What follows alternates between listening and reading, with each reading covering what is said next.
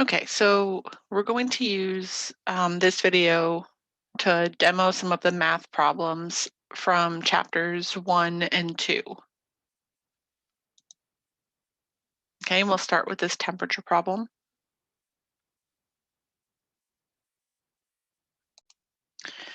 Okay, so here's our important information for the problem.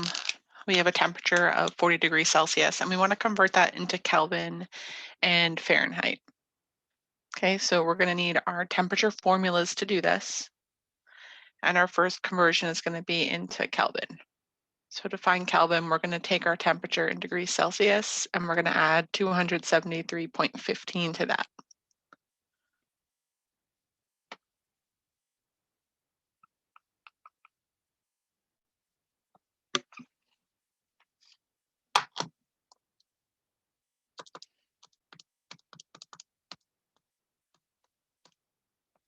Okay, so we get a Kelvin temperature of 313.15 for part A.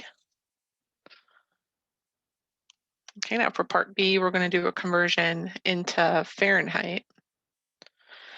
To find Fahrenheit, we're going to take, remember this 1.8, it represents the degree size difference between Fahrenheit and Celsius degrees.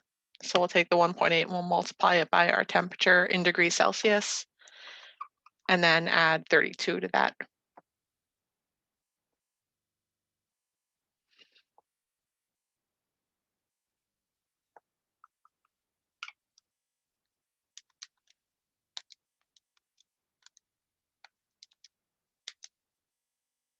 Okay, and we end up with a temperature in degrees Fahrenheit of 104. Okay, let's take a look at another example. In this case, we're going to be starting off with a temperature that's in terms of Fahrenheit, and we'll use that to convert to Kelvin and to Celsius.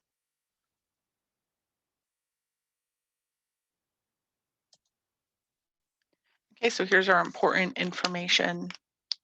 And we'll start by converting this temperature in Fahrenheit into our Celsius scale, right? Because there's no good conversion where we can go right from Fahrenheit to Kelvin. So we'll do it in a two-step process: Fahrenheit to Celsius, then Celsius to Kelvin. So to convert from Fahrenheit into Celsius, we have to rearrange that equation that we previously used.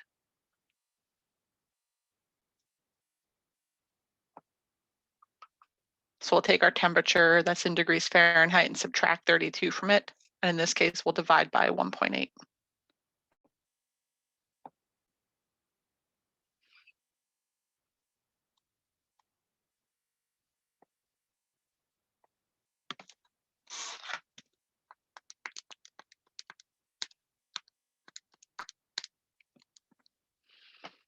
Okay, and we get a temperature of 29.8 degrees Celsius. And that'll be for part A. I guess I should have numbered these. Just keep them a little clear. Now for part B, we want to do a conversion into Kelvin.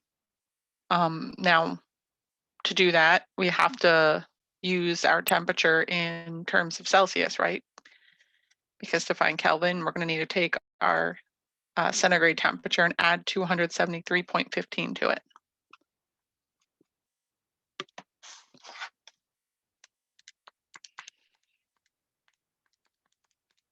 Okay, and we get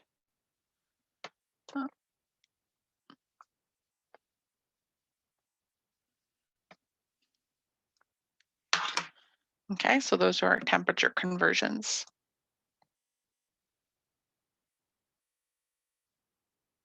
Next, we are going to do a calculation that involves calculating density. If you guys remember the question in the packet about the man that received that shady ring from his fiance, we're going to look at that question. So here's a chance you can remind yourself of what the question said. The wording of the question, pay attention to here, because we're looking to figure out whether or not this ring is made of platinum. Okay, we're using the concept that the density of platinum is something that won't change from sample to sample. Okay, so if this ring is actually made of platinum, the density of the ring should match the density of platinum, which is a known value that we can look up. So what we're going to do here is we're going to find the density of the ring and then see if it matches. To find the density of the ring, we're going to need to know two things: what the mass of the ring is and what the volume is. All right, and they give that to us in the problem. Because he placed the ring on the balance and he finds it has a mass of 3.15 grams. And then he placed the ring into some water and found that the ring displaces 0.233 cubic centimeters of water. So that value would represent the volume of the ring. So let's write down our information here. The mass of the ring is going to be 3.15 grams. The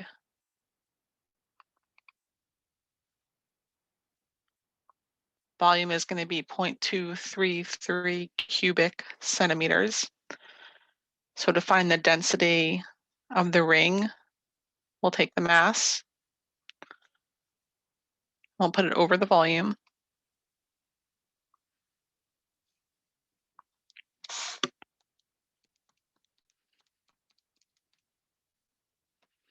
Okay, and we get 13.5. Notice that the units are going to carry through over here, grams per cubic centimeter.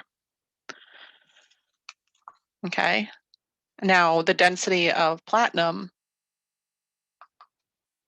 is 21.4 grams per cubic centimeter. So the ring in this case is not made of platinum.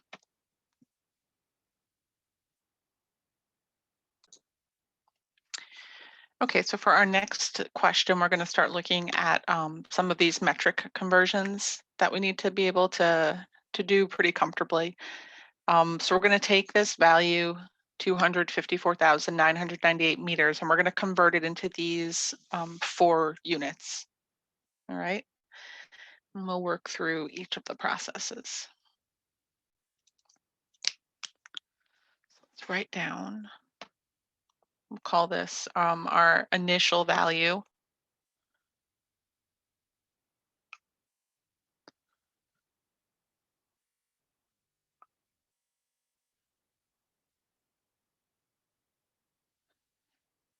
Okay, so in this first case, we want to know how many kilometers there are in this number, in this value. Now, when you're setting out to do conversions, you want to mostly focus on keeping track of your units, because that's the place where you're going to most often maybe like go off track. If you're going to make a mistake, it's going to be there. When you're setting up your conversions from one unit to another, it's easiest to do it in fraction form and then to like let your units guide you through where you're supposed to place each value. So your initial value that you write down, we can put this over 1 just to help us line up our conversion factors. Now the next conversion factor you want to place is going to be a conversion between kilometers and meters. All right, now you're going to figure out which unit to put on the bottom and the top of the fraction bar based on what's on the top of the fraction bar of your given information. Okay, so we have a unit that's in terms of meters here, and we need that unit of meters to cancel out, right? Because we don't want to be left with meters in the end, we want to be left with kilometers. So that means that your unit of meters has to go on the bottom of your conversion factor, and kilometers is going to have to go on the top. All right, now the numbers that go along with this are going to come from your table 1.2 in your textbook. And that tells you that in every 1 kilometer, there are 10 to the 3 or 1,000 meters. Okay, so now you see what happens. Our meters units cancel out because you're going to look at this like if you were multiplying fractions and a numerator had an x and a denominator had an x, those x's would cancel out. Same thing here. And when we're solving this out mathematically with your conversion factors, Any number that's on the top of your fraction bars, you would multiply. Any number that's on the bottom of your fraction bars, you would divide. So if you were going to put this into your calculator, you could literally write or type in 254,998 divided by 1,000. Okay, and that would get you your final answer.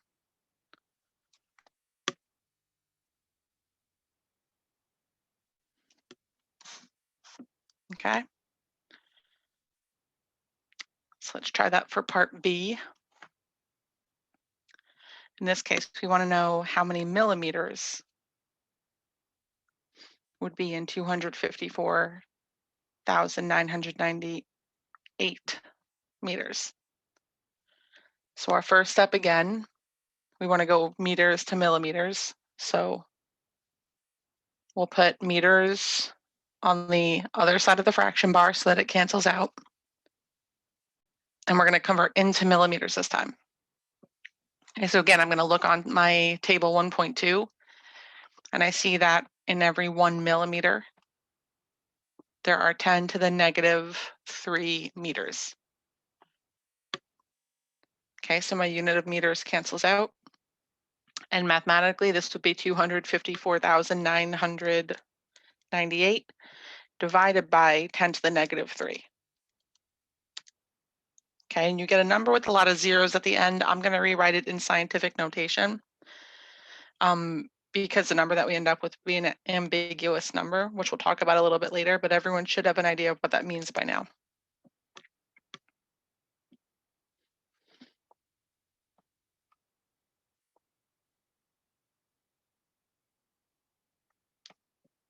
All right. Okay, let's look at the next one. In this case, we are going to convert into megameters.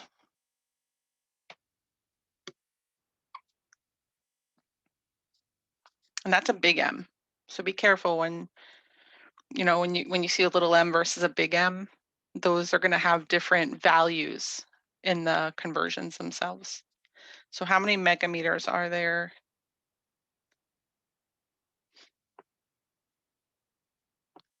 Okay. So again, our meter is going to go on the opposite side of the fraction bar. Megameters will go up top.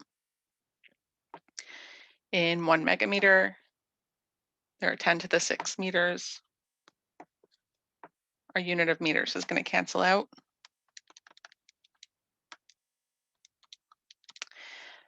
We end up with a value of 0.254998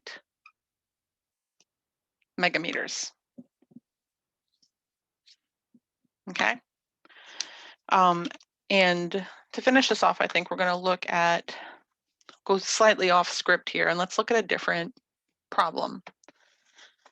Okay, because we did a series of conversions here where we converted from our base unit.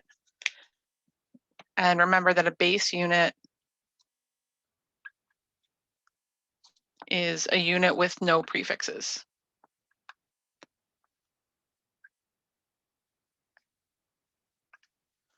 Okay, so when we say a base unit, we mean things like meter,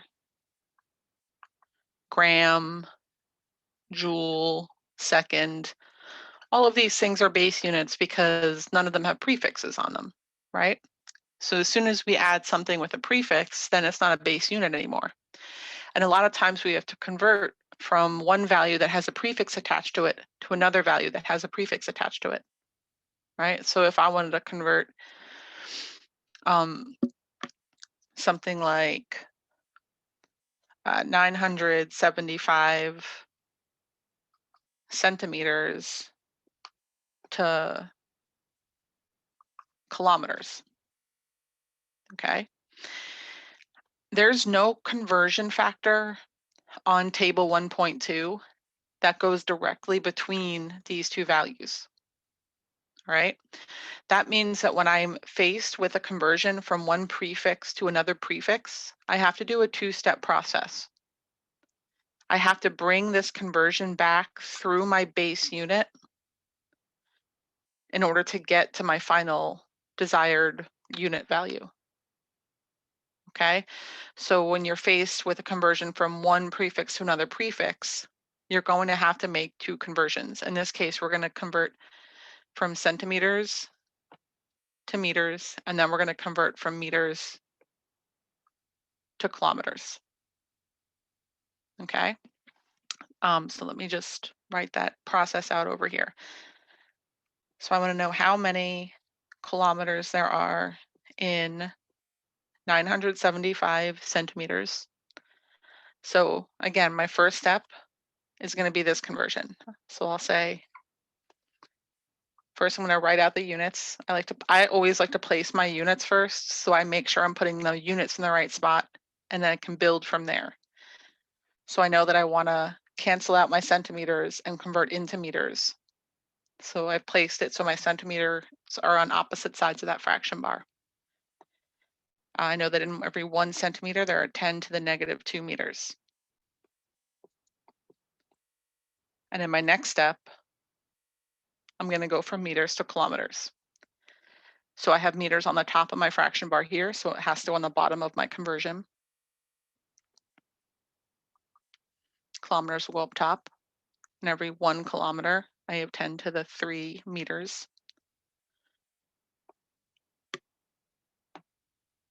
Okay, and now when I go to plug this into my calculator, I'm going to punch in 975 times 10 to the negative 2 divided by 1,000.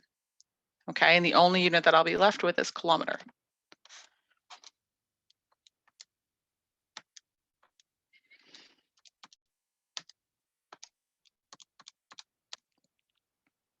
And I get a value of 9.75 times 10 to the negative 3 kilometers. Okay, so remember, when we have two prefixes, it's going to be a two-step process. If we had three if for some reason there were 3 of them, I don't know how they would ask a question like that, but it would be a 3-step process. But just remember that you have to constantly bring things through your base unit when you're doing these conversions. You don't want to ever try to go directly from one prefix to another, because you're very likely to lose your count of your zeros along the way. If you're doing metric conversions based on moving around decimal places and things like that, which I know some of you try to do.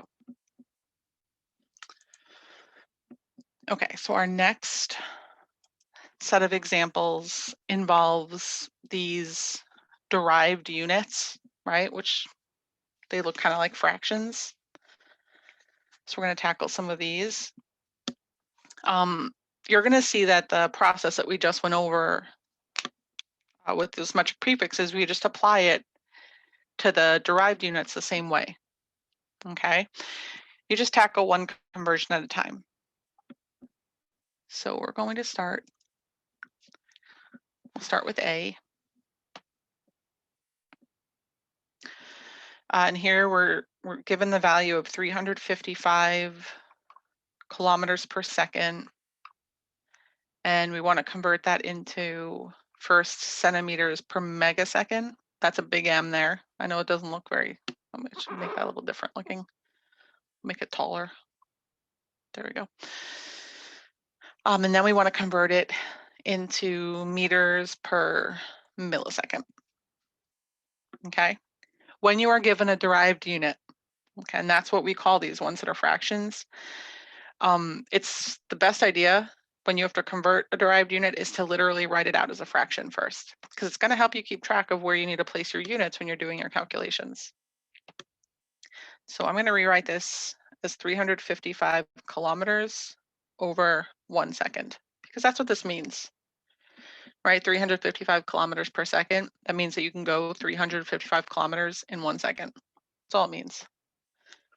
Now I'm going to want to convert my length unit, kilometers, into centimeters. And I'm going to want to convert my time unit of seconds into megaseconds. So those are the 2 steps that I want to, the 2 changes that I want to make. All right. Now we just talked about converting something with a prefix to another unit that has a prefix as well. So we know that this is going to be a 2-step process. So we can start there. So my first conversion will be from kilometer to meter, because I want to bring that into my base unit, because I know this conversion from table 1.2.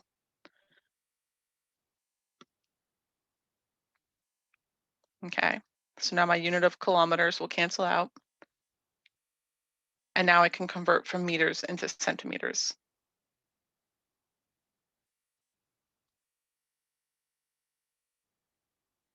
Okay, so now I've successfully converted my length measurement in terms of centimeters.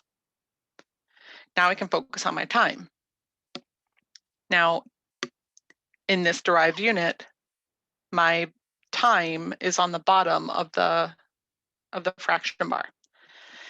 And I want to convert that into a different unit of time.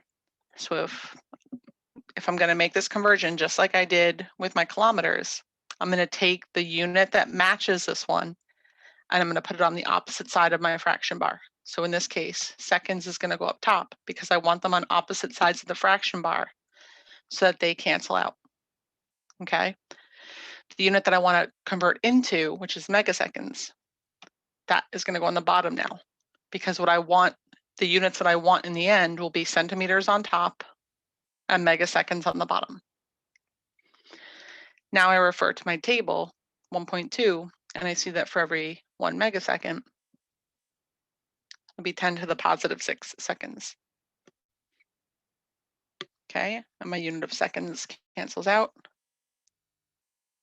And I'm going to be left with these 2 units in the end. So now when I'm going to go plug this into my calculator, it should be 355 times 10 to the 3 times 10 to the 6 divided by 10 to the negative 2.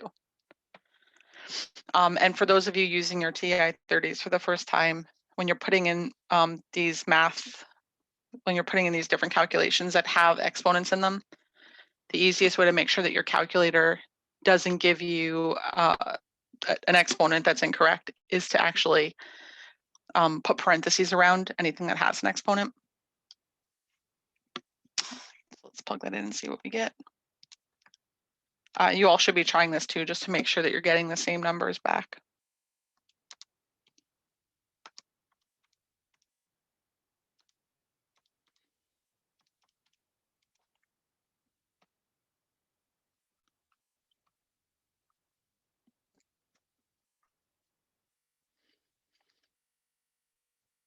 Okay, so there's our first conversion.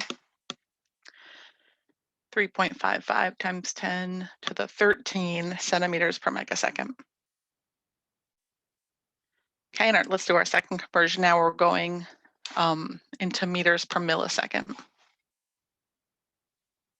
So again, we're going to start by rewriting this initial value as a fraction. Now this time I want to just go from kilometers into meters. So that's a one-step process, because my final value doesn't have a prefix attached to it. That's helpful. So in every 1 kilometer, I've got 10 to the 3 meters. And I want to go from seconds into milliseconds. So again, if my seconds starts out on the bottom, so that means when I'm using my conversion factor, the unit of seconds has to be opposite. I'm going to convert into milliseconds. Every 1 millisecond is going to be 10 to the negative 3 seconds. Okay, so I end up with a value of 355 meters per millisecond.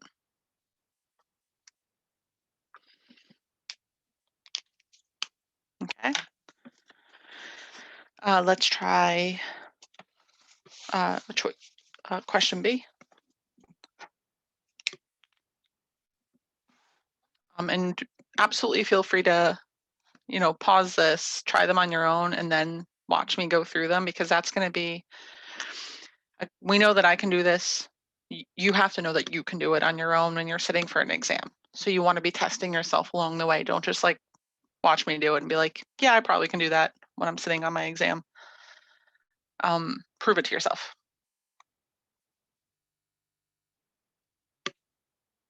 So here we're starting out with 1228 grams per liter, and we're going to convert that into nanograms per milliliter and kilograms per milliliter. Okay, and again, our first step will be to rewrite this as a fraction. So 1228 grams divided by 1 liter. And it doesn't matter if you start by converting grams to nanograms or liters to milliliters. We could start with the volume unit, with the bottom unit first if you want. In the end, it all works out the same. So I could start here and say, well, I want to get rid of liters and I want to convert it into milliliters. So I'm going to put liters on the opposite side of the fraction bar as it was in my initial value.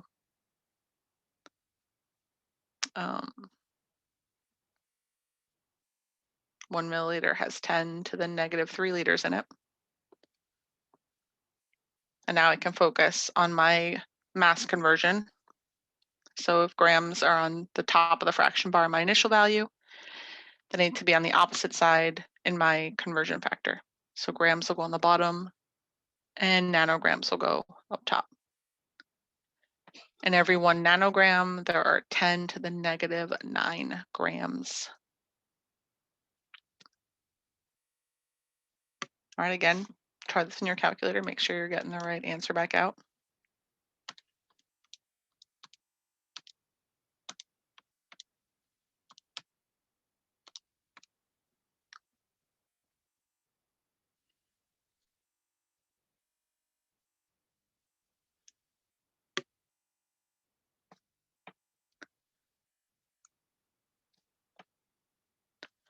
Okay, and we should end up with 1.228 times 10 to the positive 9 nanograms per milliliter for our first conversion.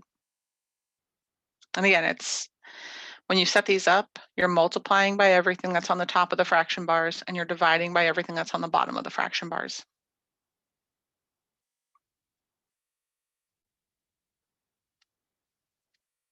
Okay, so now we're going to convert into kilograms per milliliter. So I'm going to put my grams on the opposite side. So those will cancel out and I'll be left with the mass in kilograms. So 1 kilogram has 10 to the positive 3 grams. And then I'm going to go from liters into milliliters. Every 1 milliliter has 10 to the negative 3 liters. Okay, so here I end up with 1228. Let's cancel out my liters unit. Kilograms per milliliter.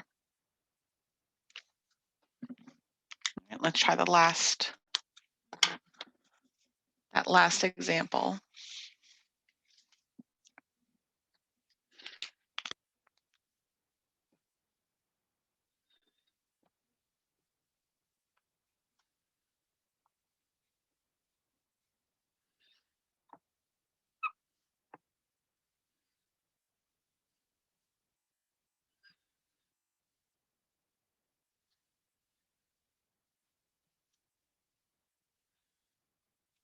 Okay, so this is 554 millijoules per second. And remember, joules is an energy unit. And we want to convert it into picojoules per nanosecond and microjoules per millisecond.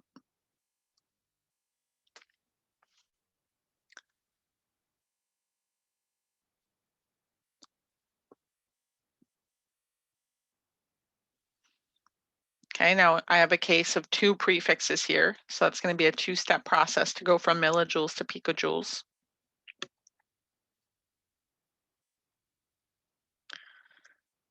So my milli will go on the bottom, and then my regular joules will go up top.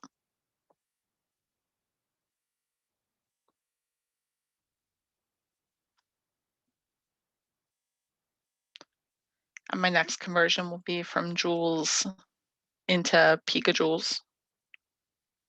Every 1 picojoule is going to be 10 to the negative 12 joules. Picojoules are really tiny.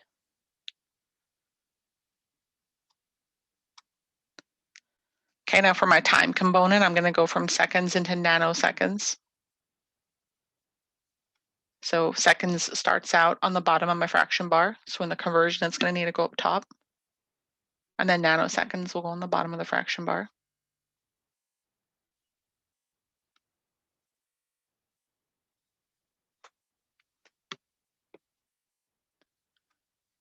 Okay, so now we're going to plug this into our calculator. And, you know, again, just make sure when you're plugging this in, you're multiplying everything that's on the top, you're dividing by everything that's on the bottom, and anything that has an exponent in it, make sure that you put that in parentheses. Okay, and we should end up with 554 picojoules per nanosecond.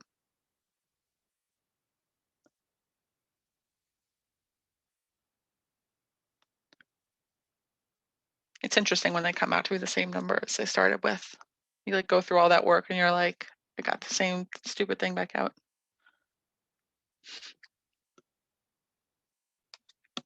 Okay, so for our second conversion, we're going to go into microjoules per millisecond. So again, we're going from millijoules here into microjoules. This weird looking U thing, that is the micro prefix. Okay, so it's not going to be the same thing as the little m. But because we have two prefixes, we need a two-step process there. So we're going to go from millijoules into joules, and then we'll go from joules into microjoules. Okay, so for every 1 millijoule, there's going to be 10 to the negative 3 joules. For every 1 microjoule, that's going to be 10 to the negative 6 joules. And again, that thing is supposed to be that micro U there.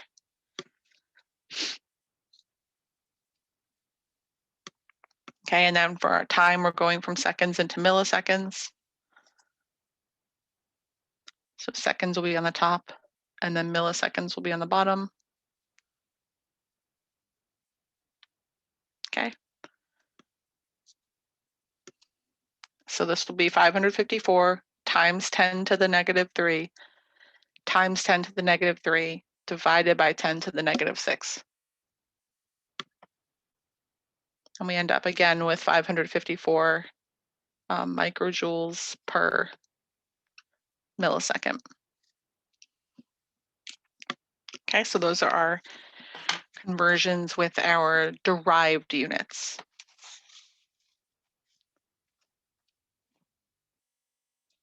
All right, now we're going to try some calculations that involve sig figs and sig fig rules.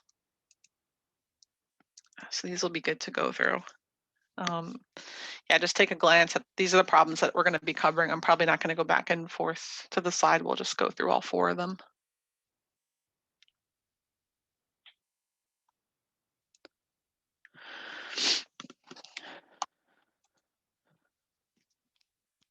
Okay, so for the first one,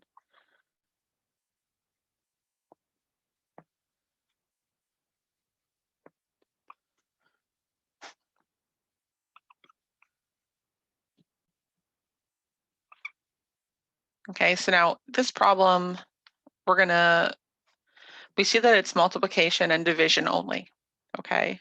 Multiplication and division only means that we're going to be counting the actual number of sig figs in each of these values to determine how many significant figures our final answer should have. Okay, so the first step in any of your mathematical problems where you're just multiplying and dividing is to assign significant figures values correctly to the values that you're dealing with. So let's do that. So this first number here has 5 sig figs in it. This one has 4. This one has 3 sig figs. And this one has 3 sig figs. Okay. So now we're going to put this in our calculator and see what we get back out.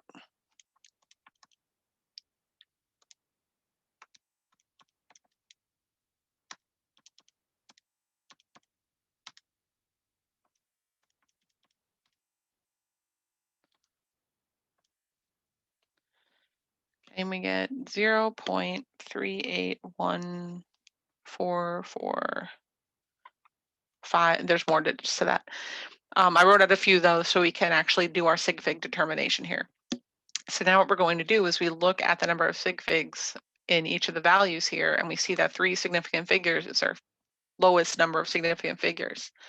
So our final answer can only have 3 significant figures. So this is significant, and this is significant.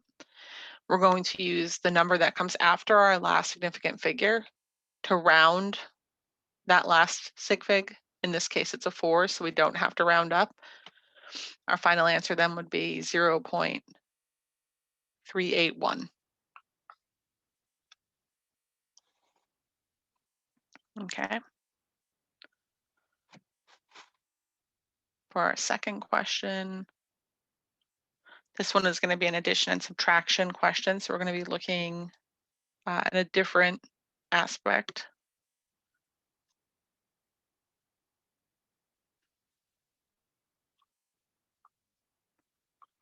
Here we're going to be focusing in on the number of decimal places each of the values has. Okay, and that is what's going to determine how many decimal places our final answer has. So here we have, get my colored marker out. So here we have 3 decimal places.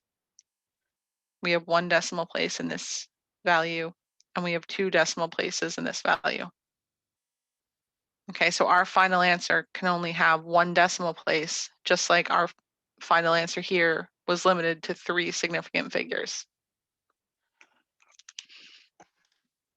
So we plug this in our calculator.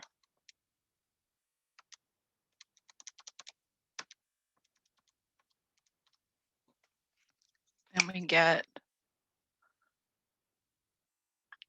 120.961. Okay, we know that our answer can only have 1 decimal place. So we're going to report all the numbers up to that first decimal place. And we're going to use the number that comes after our last significant digit to round the value before it. Okay, so this number is a 6. So we have to round the 9 up to a 10, which means that we have to round that 0 up to a 1.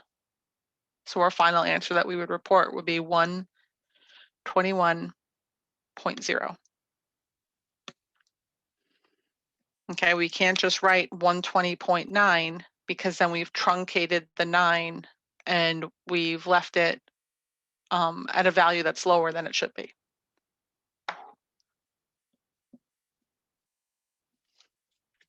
Okay, our next 2 examples involve a combination of the different math operations, right? These are kind of, we call these multi-step calculations. And this is when you have to take into account addition and subtraction and multiplication or division in the same problem.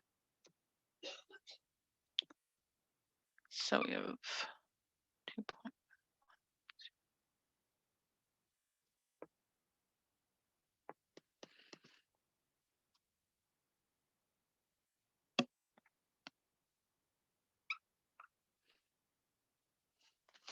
Okay. So in this case, we are going to follow our order of operations. So we're going to start in our parentheses.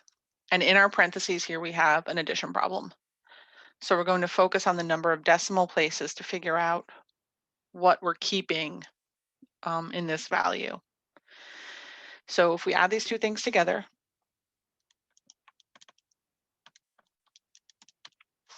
we get, we'll keep it in parentheses just so we remember where it came from. Okay. Now this is a sum. So that means that we have to focus on the number of decimal places in each of the values that we added together to figure out what's significant in this answer. So we have 2 decimal places here. We have 3 decimal places here. So this answer is only going to be significant up to this second decimal place. All right. However, when we have these multi-step calculations like this, we don't round any of our numbers until the very last step.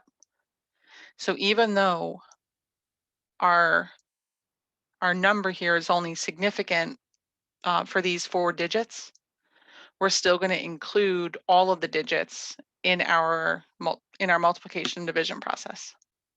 Okay.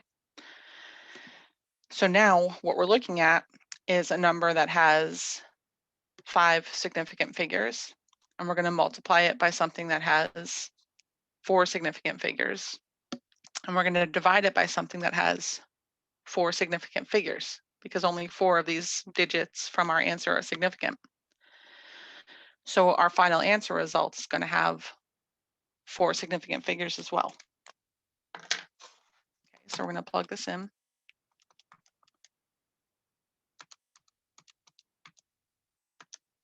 Okay, and we're going to include, again, this entire number, so 45.333.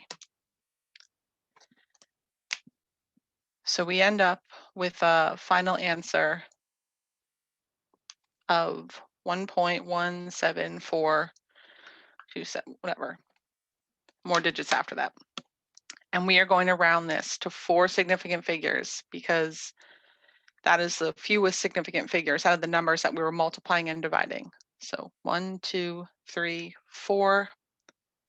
We'd use the number that comes after our last significant figure to round the value before it. In this case, it's a 2, so we don't have to round it up. So our final answer is 1.174.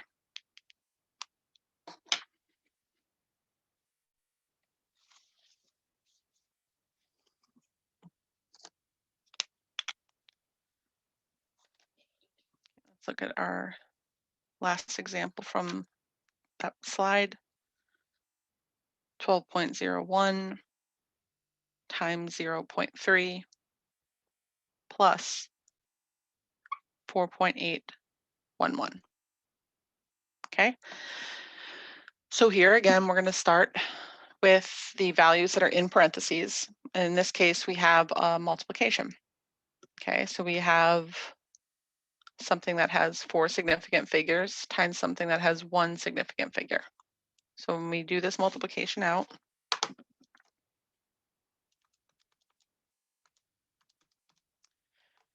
we get 3.603. Okay. From this multiplication, though, we know that this value only has 1 significant figure in it, right? The rest of these aren't significant. In the number that's significant here, in the number 3, there are no decimal places, right? The significant portion of this answer has no decimal places in it. So when we take our 3.603, and now we're going to add the 4.811 to it,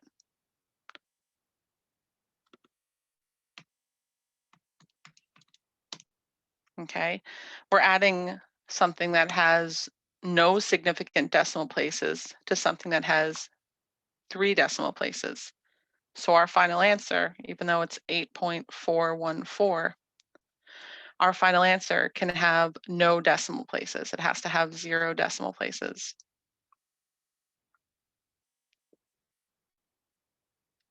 Okay, so that means that our final answer is going to be 8.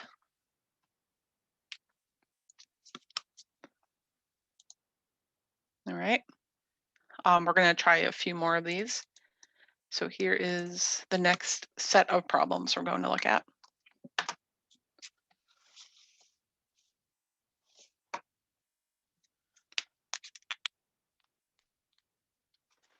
So this follows the same kind of pattern where we'll start with just multiplication and division, just addition and subtraction, and then we'll do 2 multi-step ones. So again, this is a good time to pause this, take out a blank piece of paper and try these on your own. And then see if what you end up with matches what I do.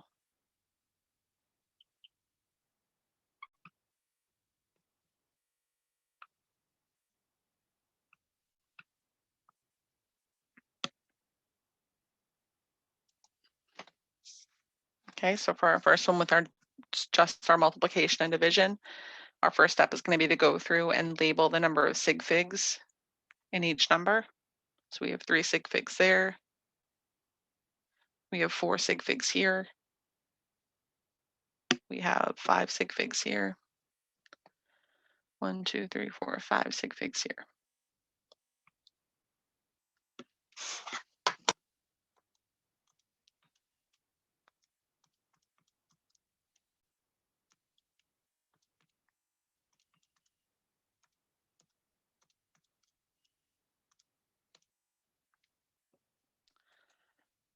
Okay, so we end up with a value of 0.65219, et cetera, et cetera. We're going to limit this answer, though, to 3 significant figures because that's the smallest number of significant figures. So these 3 are significant.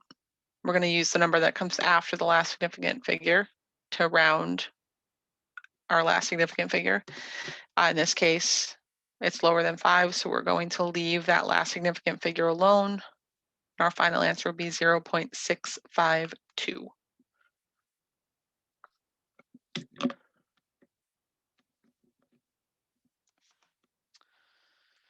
Okay, for our second one, try to keep some of the work in there.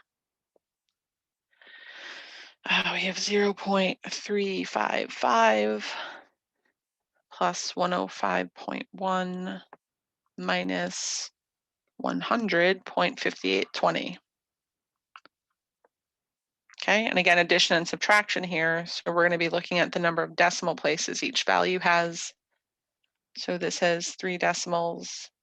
This is 1 decimal. This is 4 decimals. So our final answer is going to be limited to 1 decimal place.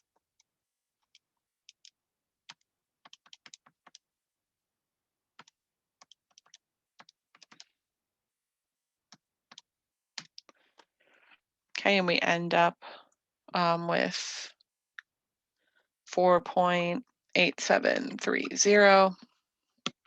So we're going to limit this to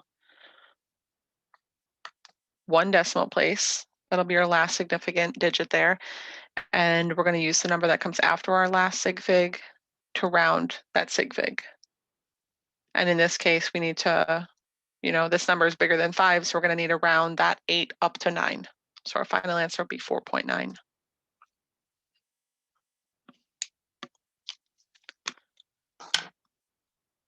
let's move on to our first multi-step one.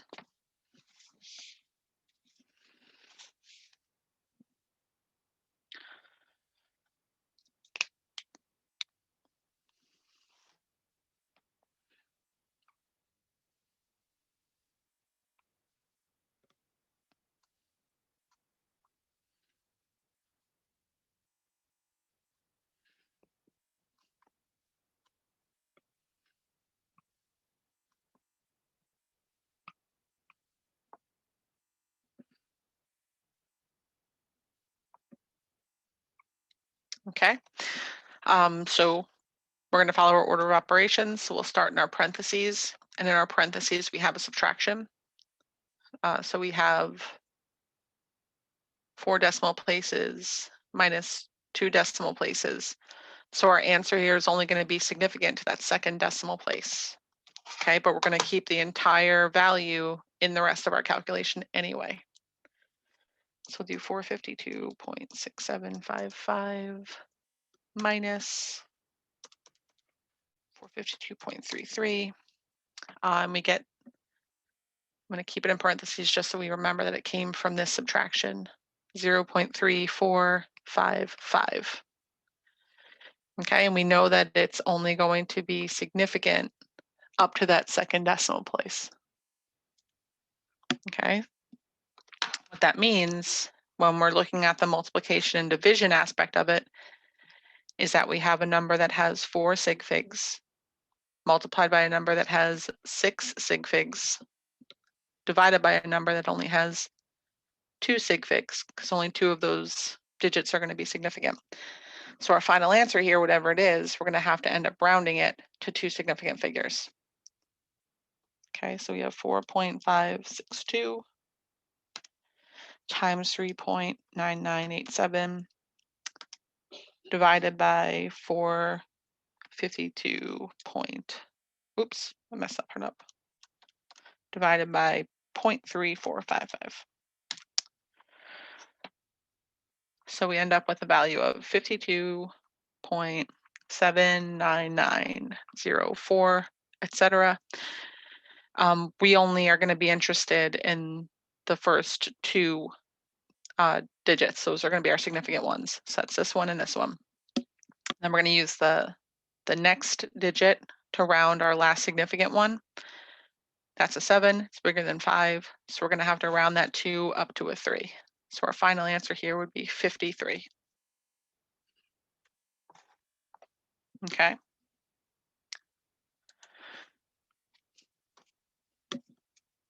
And let's look at that last example.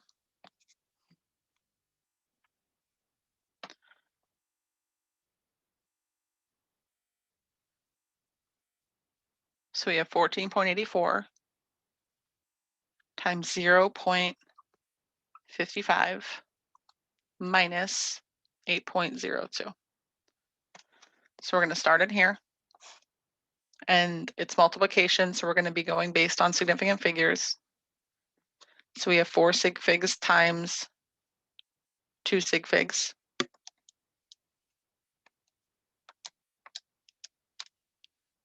So we end up with a number from our multiplication of 8.162.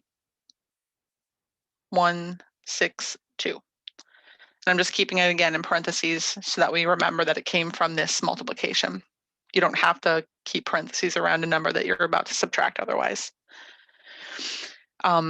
We're going to determine what's significant based on these two values. So we're only going to have 2 significant digits here. So this will be significant and this will be significant. So in our significant part of this number, there's only 1 decimal place. Okay. Our value here, 8.02, has 2 decimal places. So when we subtract these numbers, our final answer can only have 1 decimal place.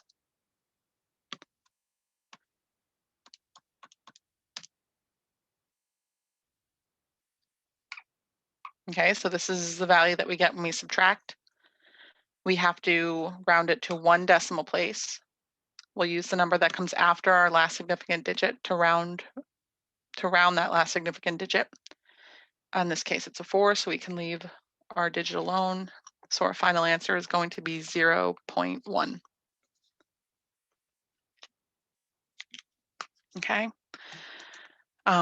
Hopefully that the calculation steps make a little more sense now. What I have next is just like a rounding reminder. And you can, again, I would recommend trying these out. Is just a series of rounding examples where we're going to take these values and round them to 4 significant figures. Okay, it seems like, I don't know, on the surface it seems like a really easy task, but sometimes it gets confusing. So I think it's a good idea just to take a minute and practice. We want to round them to 4 significant figures.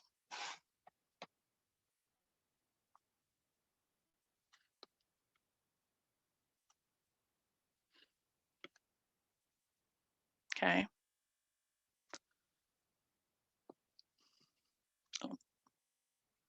I gotta make sure I write down the numbers right. Okay, so for our first one, 73.897. If we're rounding to 4 sig figs, then I like to check off the ones that I'm keeping. And you saw me do that in the last set of problems, because it kind of guides me so that I'm like, all right, I'm keeping those and I'm using this one to round my last significant figure. So I have to round, 7 is bigger than 5. So I have to round that 9 up to 10. That means I'm going to have to round that 8 up to a 9. Okay, so that would be my process there, because your final answer still has to have 4 significant figures in it, right? So I would report this as 73.90.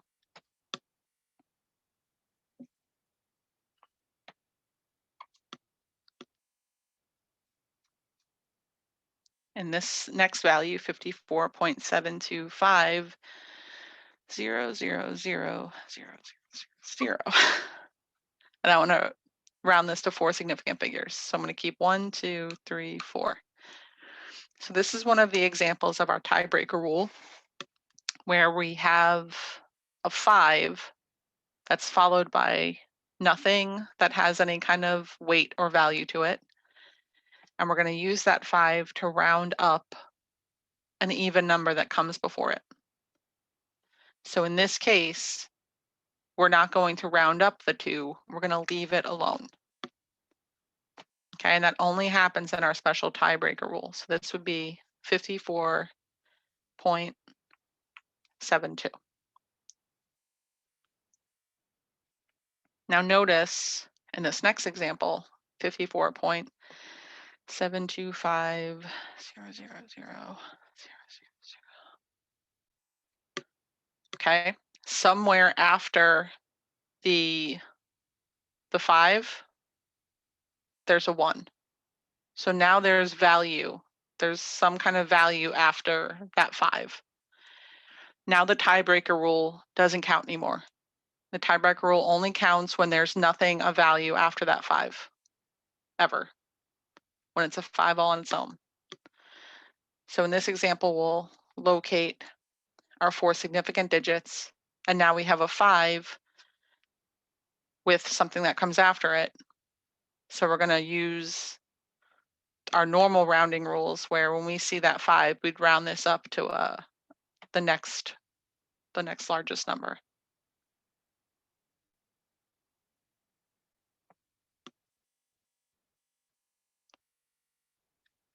Okay, as soon as there's anything after the 5 that's not a 0, that tiebreaker rule doesn't come into play anymore.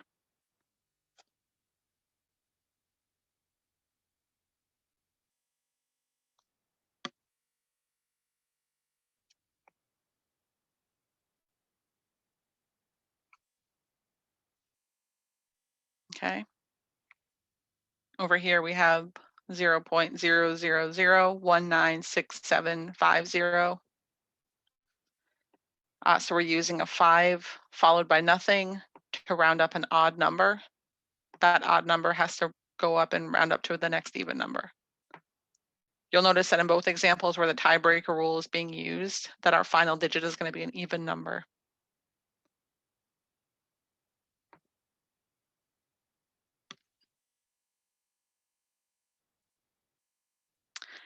And then in our last example, we have 131.99.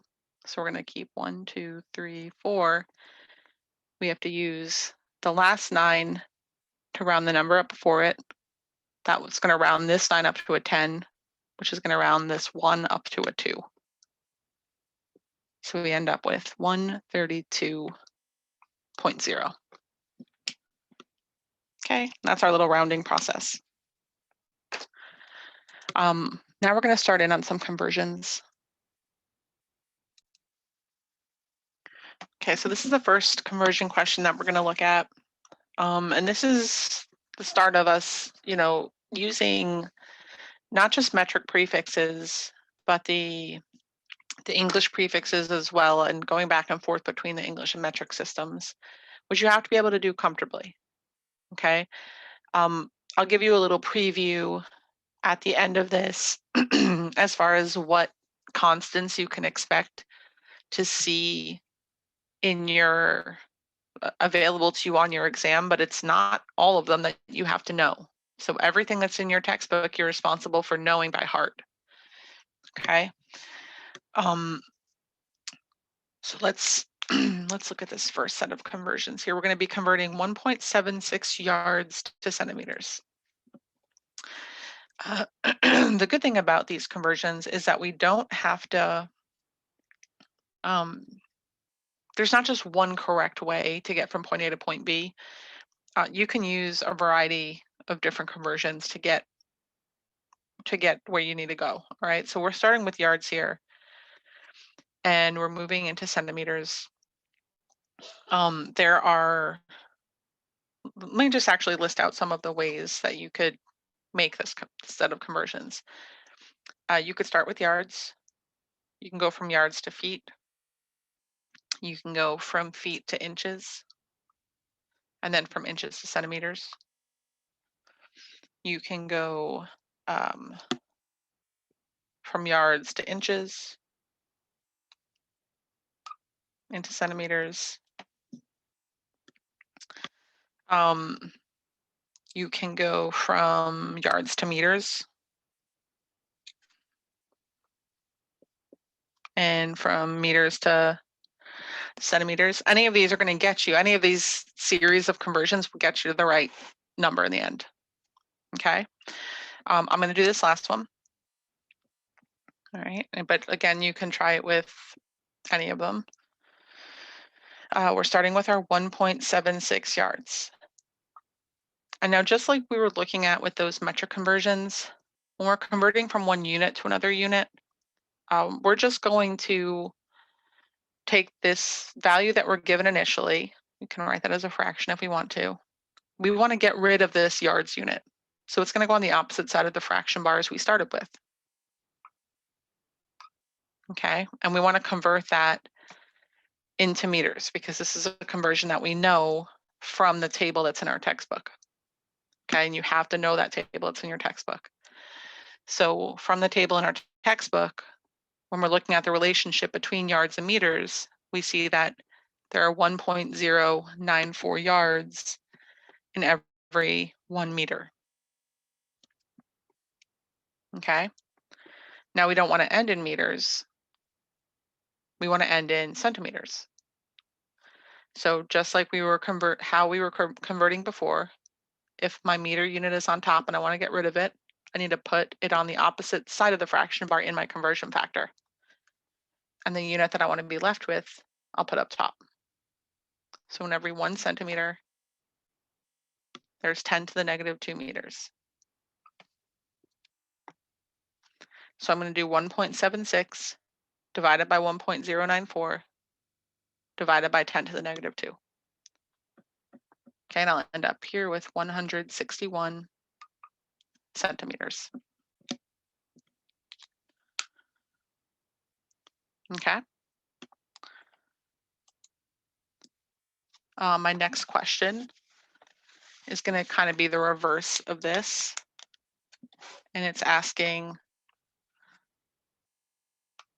to convert 288 centimeters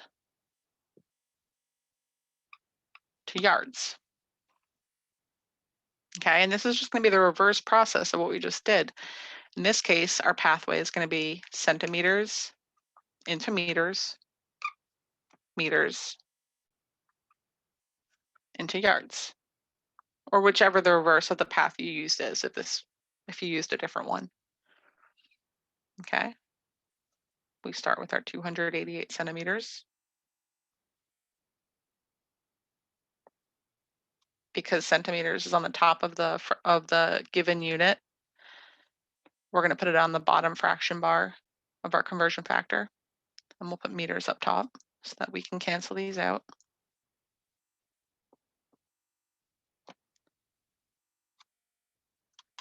Okay, and then we're going to go put meters on the bottom here, so our meters will cancel out. We'll put yards up top. And we know again from that table that for every 1 meter, there's 1.094 yards. Okay, so here we have 288 times 10 to the negative 2 times 1.094. Okay, and we see that we end up with a unit of yards at the end. We should get 3.15 yards.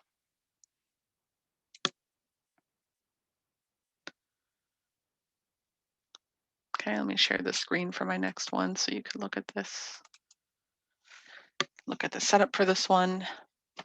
Here we're calculating the displacement, which is the total volume of the cylinders through which the pistons move of a 5.7 liter automobile engine in cubic inches. Okay, so here we're going from liters into cubic inches. Okay, and we can use our standard set of conversion factors to do this. We just have to pay attention to these exponents, okay? Because on that table that's in our textbook, a lot of our length measurements don't have exponents attached to them. So if we want to use them to make calculations that have exponents in them, we'll have to add the exponents to our conversions ourselves, all right? So we have to think of a pathway here to get from point A to point B. And if we look at our tables that we're given, it might give us might give us a good idea of how to create that pathway. We see that there's a relationship between liters and cubic centimeters, right? And we know that there's a relationship between centimeters and inches. So we should be able to use those two relationships in order to get from liters to cubic inches. Okay, that's what we're going to try to do here. So we're going to start with our given information, our 5.70 liters. And because I'm starting with a unit of liters and I want to convert out of it, in my conversion factor, liters will go on the bottom of the fraction bar and cubic centimeters will go up top. In every 1 liter, I have 1,000 cubic centimeters. And again, that comes from our conversion table. Okay. Now the conversion that I know from my conversion table is that in every 1 inch, there are 2.54 centimeters. Okay. What I want to do is I want to use this conversion factor here, right? So I'll plug in my values real quick. But I want to make sure that my units and my corresponding numbers of my conversion factor match the unit that I'm converting out of. Okay, so here I have cubic centimeters and here I have centimeters. To make these things match, I'm going to cube everything that's going to be attached to this conversion factor. Okay, and I'm not just going to be cubing my units. I'm going to be cubing the numbers that are attached to my units as well. Okay, so I have to apply this cube to every part of that conversion factor. Another way that we can write this conversion factor is we can literally write this as 1 cubed inches cubed over 2.54 cubed centimeters cubed. Okay, you have to make sure that you cube the values that are part of the conversion factor as well as the units, not just the units, or you're going to get an incorrect value at the end of your calculation. Okay, so when you plug this into your calculator, right, let me just erase this and I'm going to rewrite it as that second way. I'm going to rewrite it as, now that we've written it that way, 1 cubed inches cubed, 2.54 cubed. Because now we can see that we can cancel out our liters unit, we can cancel out our cubic centimeters, and we're going to end up with a unit that's in terms of cubic inches. Okay, so what we're going to be plugging into our calculator is going to be 5.70 times 1,000 divided by 2.54 cubed.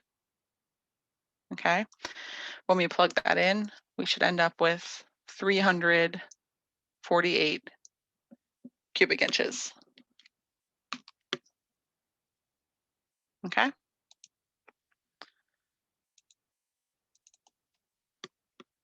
Okay, let's take a look at the next one.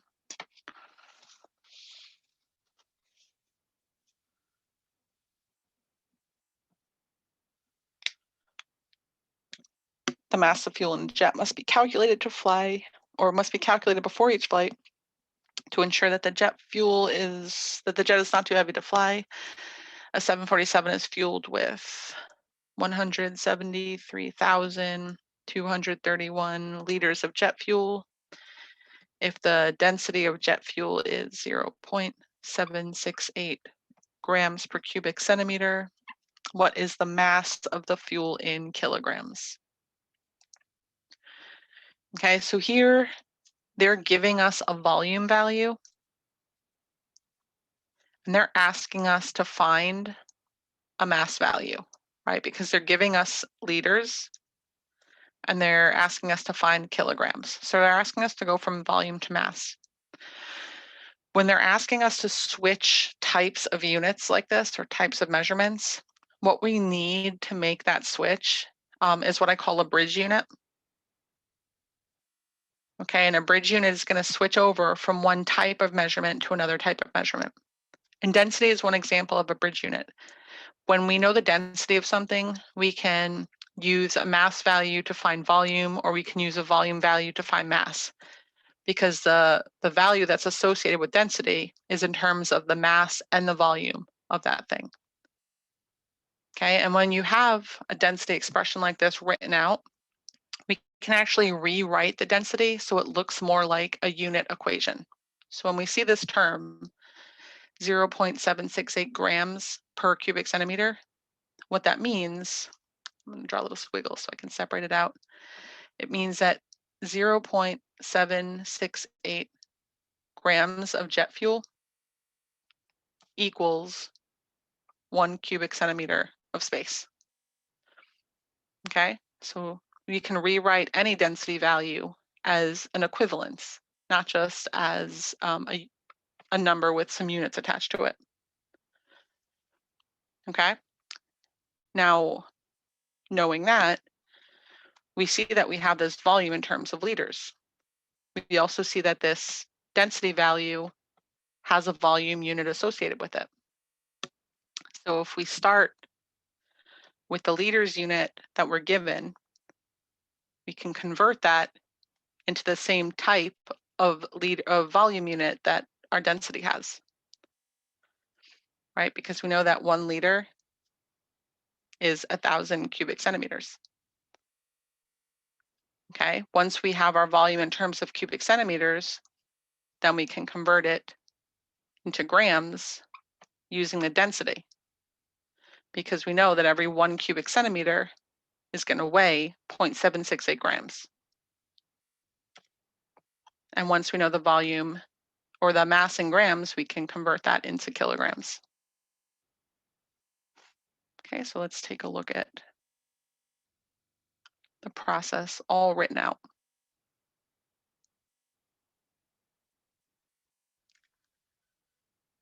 Okay, so we'll put liters on the bottom of our conversion so it cancels out with our initial information, and cubic centimeters up top.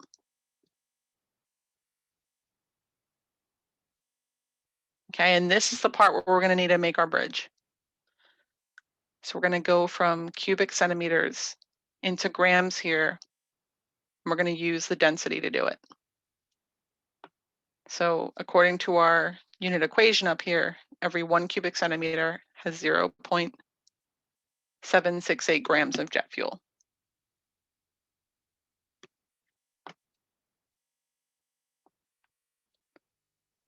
And now our final step will be a metric conversion, where we convert out of grams and into kilograms. So we'll have 173,231 times 1,000 times 0.768 divided by 1,000. Okay, and we should end up with a value of 1.33 times 10 to the positive 5 kilograms of jet fuel.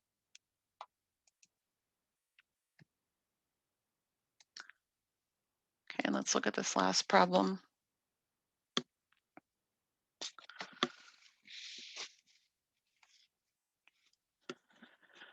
Backpackers often use canisters of white gas to fuel a cooking stove's burner.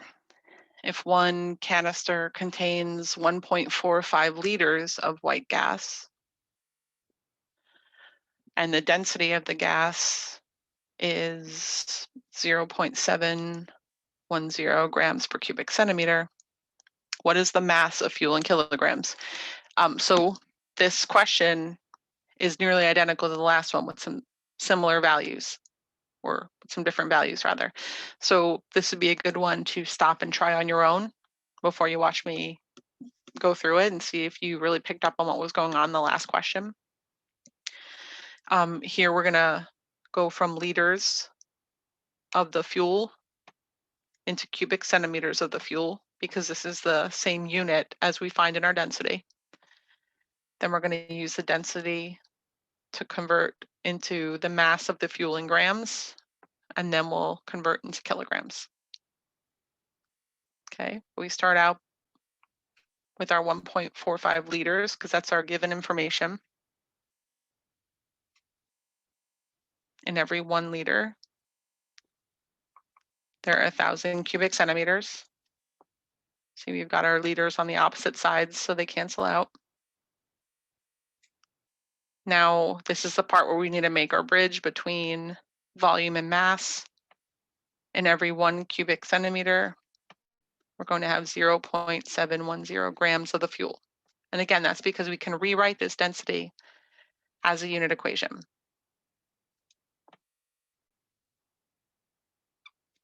Sometimes it's easier to see it as a conversion factor if you rewrite it like this.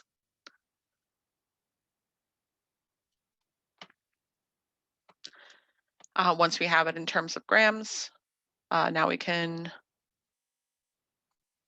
convert from grams into kilograms.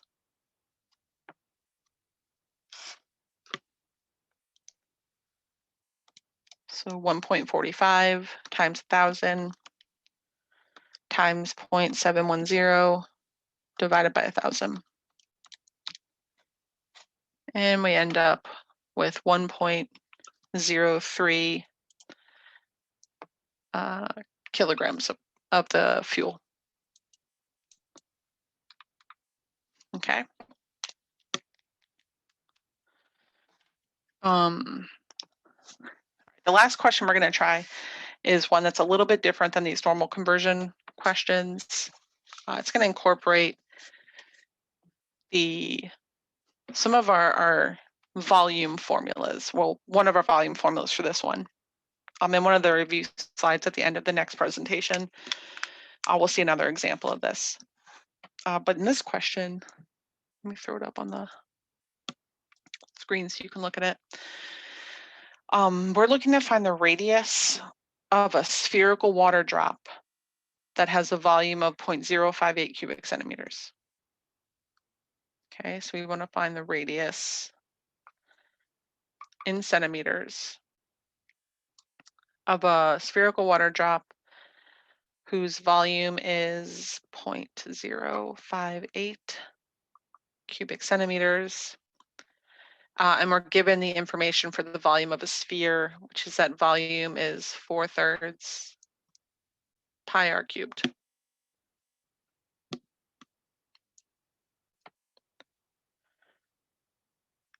Okay, we're going to see more complicated versions of questions like this as we go, but this is a good introduction to incorporating volume formulas and applying them in other scenarios. We don't only see volume pop up when we're talking about density, for example, right? We can look at the volume of different types of shapes and apply that as well. So if we have a sphere and we want to know what its radius is, and remember the radius is going to be this value here, if you can imagine that that's a sphere and not just a circle. So if volume is for thirds pi r cubed, we're basically looking to isolate this r value. Okay, so we're going to plug in our volume value over here and then isolate r.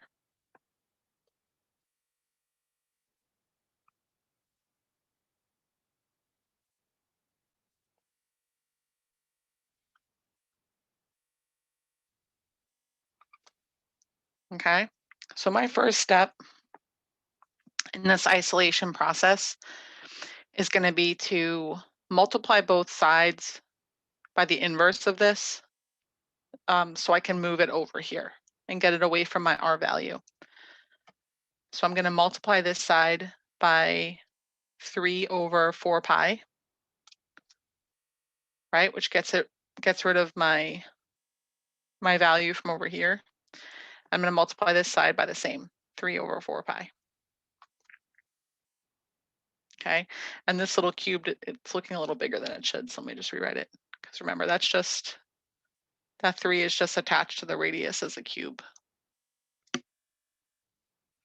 All right, so let me rewrite this. It's our next step. So we have 3 times 0.058 cubic centimeters over 4 pi equals the radius cubed. And at this point, I like to do out the math here because sometimes there's confusion with how to take a cube root. So you can take the cube root directly here, but if you want to do it in 2 steps, that's fine. So I'm going to do 3 times 0.058 divided by 4 divided by pi. And when you plug that into your calculator, you should get 0. Just put it in one more time to double check.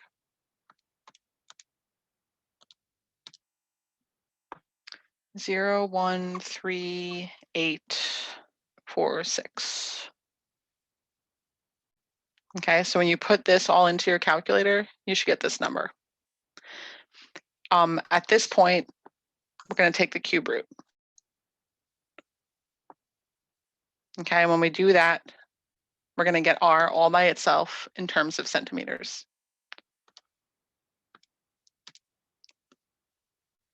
Okay, so we end up with a radius value of 0.24 centimeters.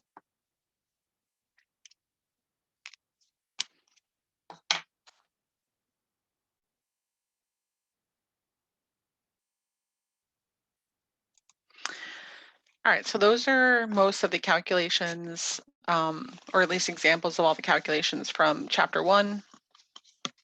We'll make another recording shortly of our chapter 2 calculations, but this one's long enough for now, so we'll make them separate. Okay, so keep on practicing and let us know if you have any questions.